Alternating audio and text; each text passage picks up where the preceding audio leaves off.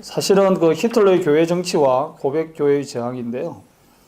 제목은 이렇게 이제 했지만 사실은 이 글이 신학과 사회라고 하는 잡지가 있는데요. 신학 학술지입니다. 각주 1권을 보시면 이 오타가 났는데요.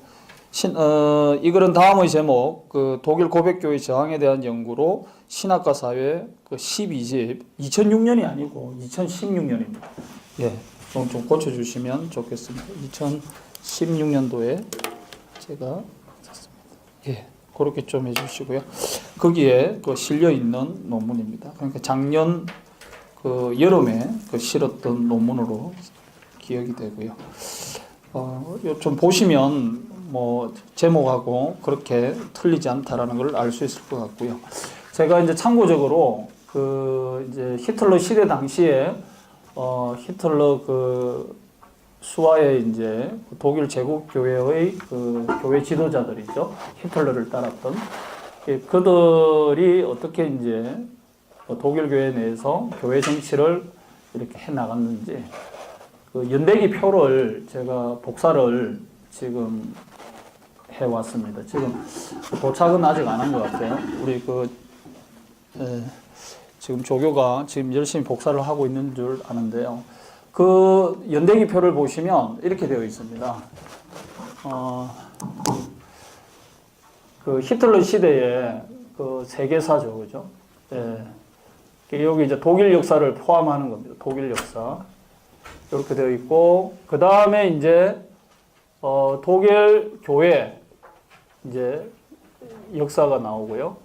그 다음에 보네퍼, 역사가 이렇게 나옵니다. 연대기가, 세계사를 포함해서 독일 역사 연대기가 나오고, 왼쪽에, 중간에는 독일 교회의 어떤 역사적 연대기가 나오고요. 맨 오른쪽에는 보네퍼의 그 연대기가 나오는 거예요. 이걸 이제 비교하면서 이렇게 볼 수가 있습니다. 그걸 제가 지금 복사를 지금 부탁을 했는데요. 조금 있으면 아마 도착을 할 것 같고요. 이 부분을 좀 같이 보시면 이제 그 오늘 논문 읽어 나가는 과정에서 좀 입체적으로 다가오지 않을까 좀 그런 생각을 해봅니다. 일단 그 주어진 그 유인물을 중심으로 제가 천천히 좀 읽어 나가면서 혹 필요한 보충 설명이 있으면 제가 하고요. 그렇지 않으면 그 읽어 나가는 걸로 좀 발표를 대신하도록 그렇게 하겠습니다. 예, 먼저 서론입니다. 예, 고백교회는 히틀러의 명령을 따랐던 그 독일 제국교회 소속의 독일 그리스도인과 맞서 싸웠던 독일 개신교 교단입니다. 예, 독일 그리스도인들이라고 하는 그 이제 하나의 교단이 있는 거죠. 독일 제국교회에 속해 있는. 그리고 이제 고백교회는 이들을 인정하지 않고 그 예수 그리스도를 주로 고백하는 새로운 그 소수 고백교단이 이제 고백교회 교단이 만들어진 것입니다. 그렇게 이해하시면 될 것 같고요.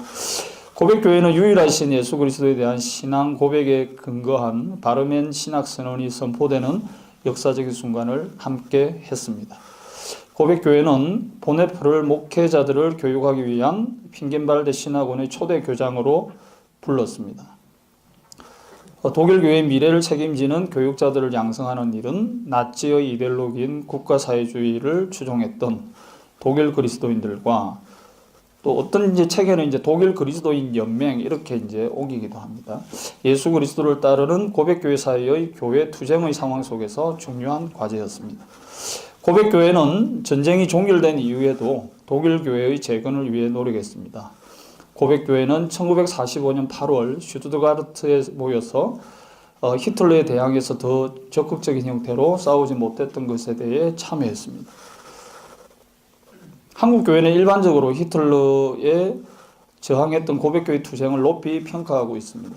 고백교회의 저항운동은 일본 제국주의하의 신사참배 반대운동과 비교되면서 좋은 평가를 받았습니다. 김영재는 그의 논문 한국교회 재책고백과 독일교회 사례에서 히틀러를 비판했던 고백교회와 일본 제국주의의 종교정책과 싸웠던 한국교회를 연결시켰습니다.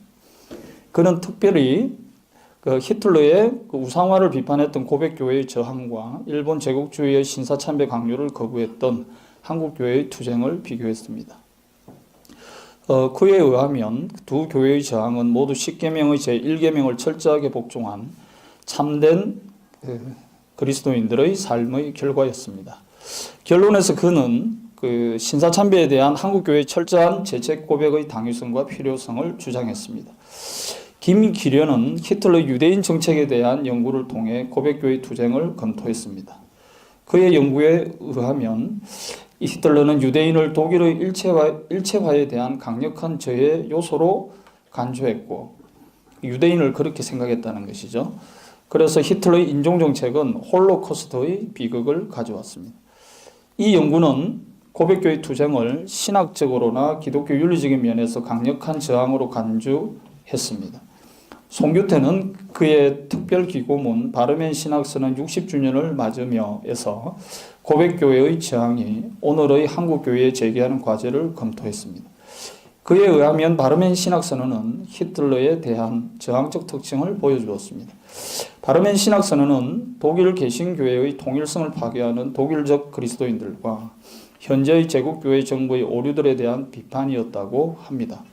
그는 결론에서 바르멘 신학선언이 배금주의와 교권주의에 함몰됨으로써 불의한 국가 권력에 대한 예언자적 비판의 사명을 망각했던 오늘의 한국교회에 필요한 교훈을 줄 수 있다고 주장했습니다.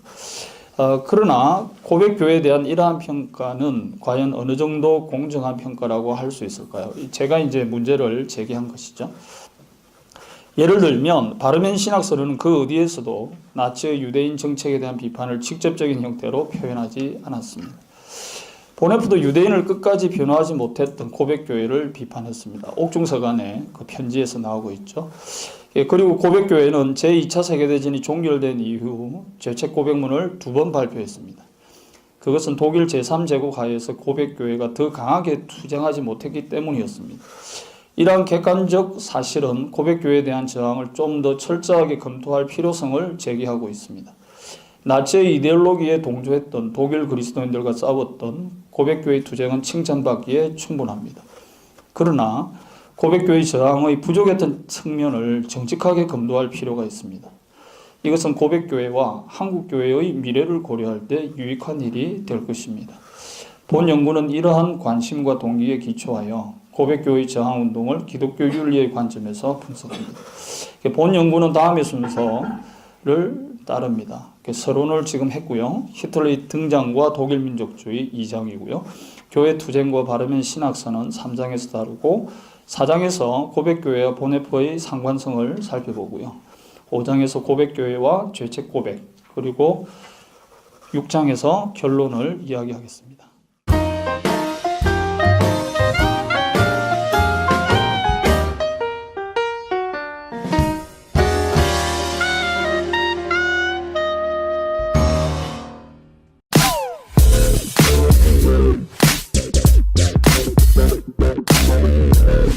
사실은 그 히틀러의 교회 정치와 고백교회의 저항인데요.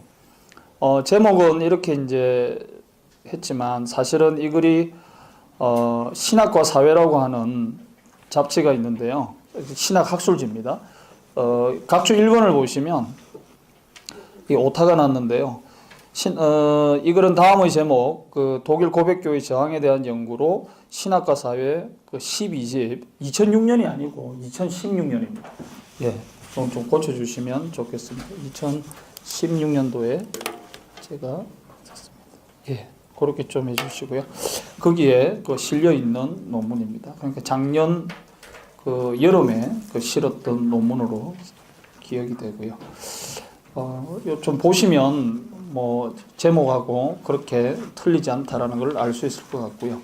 제가 이제 참고적으로 그 이제 히틀러 시대 당시에 히틀러 그 수하에 이제 독일 제국 교회의 그 교회 지도자들이죠. 히틀러를 따랐던 그들이 어떻게 이제 독일 교회 그리스도인들의 삶의 결과였습니다. 결론에서 그는 그 신사참배에 대한 한국교회의 철저한 재책 고백의 당위성과 필요성을 주장했습니다. 김기련은 히틀러 유대인 정책에 대한 연구를 통해 고백교회의 투쟁을 검토했습니다. 그의 연구에 의하면 이 히틀러는 유대인을 독일의 일체화에 대한 강력한 저해 요소로 간주했고 유대인을 그렇게 생각했다는 것이죠. 그래서 히틀러의 인종정책은 홀로코스트의 비극을 가져왔습니다. 이 연구는 고백교회 투쟁을 신학적으로나 기독교 윤리적인 면에서 강력한 저항으로 간주했습니다. 송규태는 그의 특별기고문 바르멘 신학서는 60주년을 맞으며에서 고백교회의 저항이 오늘의 한국교회에 제기하는 과제를 검토했습니다. 그에 의하면 바르멘 신학선언은 히틀러에 대한 저항적 특징을 보여주었습니다. 바르멘 신학선언은 독일 개신교회의 통일성을 파괴하는 독일적 그리스도인들과 현재의 제국교회 정부의 오류들에 대한 비판이었다고 합니다. 그는 결론에서 바르멘 신학선언이 배금주의와 교권주의에 함몰됨으로써 불의한 국가 권력에 대한 예언자적 비판 국가사회주의를 추종했던 독일 그리스도인들과 또 어떤 이제 책에는 이제 독일 그리스도인 연맹 이렇게 이제 옮기기도 합니다. 예수 그리스도를 따르는 고백교회 사이의 교회 투쟁의 상황 속에서 중요한 과제였습니다. 고백교회는 전쟁이 종결된 이후에도 독일 교회의 재건을 위해 노력했습니다. 고백교회는 1945년 8월 슈투트가르트에 모여서 히틀러에 대항해서 더 적극적인 형태로 싸우지 못했던 것에 대해 참여했습니다. 한국교회는 일반적으로 히틀러에 저항했던 고백교회 투쟁을 높이 평가하고 있습니다. 고백교회의 저항운동은 일본 제국주의하의 신사참배 반대운동과 비교되면서 좋은 평가를 받았습니다. 김영재는 그의 논문 한국교회 재책고백과 독일교회 사례에서 히틀러를 비판했던 고백교회와 일본 제국주의의 종교정책과 싸웠던 한국교회를 연결시켰습니다. 그는 특별히 히틀러의 우상화를 비판했던 고백교회의 저항과 일본 제국주의의 신사참배 강요를 거부했던 한국교회의 투쟁을 비교했습니다. 그에 의하면 두 교회의 저항은 모두 10계명의 제1계명을 철저하게 복종한 참된 내에서 교회 정치를 이렇게 해나갔는지 연대기 표를 제가 복사를 지금 해왔습니다. 지금 도착은 아직 안 한 것 같아요. 우리 지금 조교가 지금 열심히 복사를 하고 있는 줄 아는데요. 그 연대기표를 보시면 이렇게 되어 있습니다. 그 히틀러 시대의 그 세계사죠, 그죠? 여기 이제 독일 역사를 포함하는 겁니다. 독일 역사 이렇게 되어 있고 그 다음에 이제 독일 교회 이제 역사가 나오고요. 그 다음에 보네퍼 역사가 이렇게 나옵니다. 연대기가 세계사를 포함해서 독일 역사 연대기가 나오고 왼쪽에 중간에는 독일 교회의 어떤 역사적 연대기가 나오고요. 맨 오른쪽에는 보네퍼의 그 연대기가 나오는 거예요. 이걸 이제 비교하면서 이렇게 볼 수가 있습니다. 그걸 제가 지금 복사를 지금 부탁을 했는데요. 조금 있으면 아마 도착을 할 것 같고요. 이 부분을 좀 같이 보시면 이제 그 오늘 논문 읽어 나가는 과정에서 좀 입체적으로 다가오지 않을까 좀 그런 생각을 해봅니다. 일단 그 주어진 그 유인물을 중심으로 제가 천천히 좀 읽어 나가면서 혹 필요한 보충 설명이 있으면 제가 하고요. 그렇지 않으면 그 읽어 나가는 걸로 좀 발표를 대신하도록 그렇게 하겠습니다. 먼저 서론입니다. 고백교회는 히틀러의 명령을 따랐던 그 독일 제국교회 소속의 독일 그리스도인과 맞서 싸웠던 독일 개신교 교단입니다. 독일 그리스도인들이라고 하는 그 이제 하나의 교단이 있는 거죠. 독일 제국교회에 속해 있는. 그리고 이제 고백교회는 이들을 인정하지 않고 그 예수 그리스도를 주로 고백하는 새로운 그 소수 고백교단이 이제 고백교회 교단이 만들어진 것입니다. 그렇게 이해하시면 될 것 같고요. 고백교회는 유일하신 예수 그리스도에 대한 신앙 고백에 근거한 바르멘 신학선언이 선포되는 역사적인 순간을 함께 했습니다. 고백교회는 보네퍼를 목회자들을 교육하기 위한 핑겐발데 신학원의 초대 교장으로 불렀습니다. 독일 교회의 미래를 책임지는 교육자들을 양성하는 일은 나치의 이데올로기인